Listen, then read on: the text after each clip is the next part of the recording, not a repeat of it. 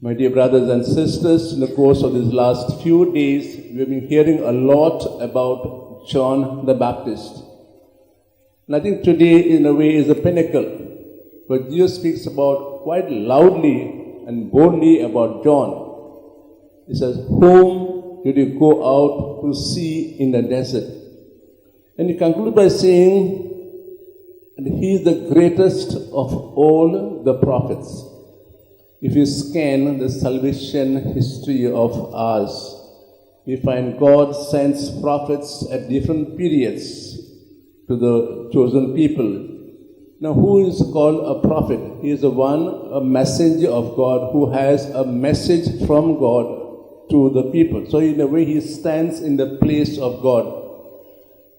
And yet, Jesus says today, John is the greatest of all the prophets. Why does he say so? Because in the past, the prophet's work was in a way limited to guiding, correcting the Jews when they went astray.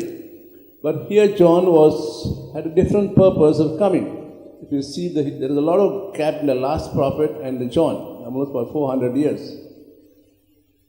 He is called greatest because he is called to prepare the way for the Messiah.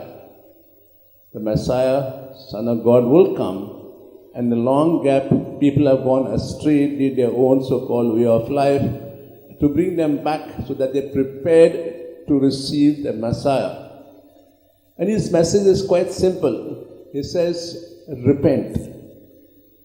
If you try to look back at the word repent, which you have heard, I think, quite often, we say in various situations, at home, in school environment, repent, change. It's just not forgiveness, forgive you or forget the old past of life. The word comes from two Greek words, one word, metanoia. There's two words, meta and nous, which means total change of mind and of heart, which means total change of outlook towards myself, towards others, towards situations, towards the world. That's putting on the eyes of God. We will use our term, seeing things with the eyes of Christ. And when we do that, we find everything is different. I don't look at my own eyes, which may be prejudiced or biased. I look with the eyes of God. And how does God look at us? How does God look at us? With love, with sympathy, with compassion, with empathy, and so on. When you look with the eyes of God, everything in the world looks different. We begin to respect things, respect our work, our environment. We respect because everything is holy. Because God made all things holy. There's none of us within Patnamas who don't have this holiness. We may be bad people, yet we are holy because we are God's image. So John is telling the people there, repent means change your total outlook towards others, towards yourself and others. So that today, as we are approaching Christmas, let's make Christmas different.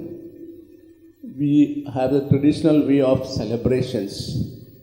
Let's look at others, so especially those who are in the need of our help, those who need sympathy, those who are in tears or suffering. Let's look at them with eyes of God. Not just look, but go out in any way we can to make their life better.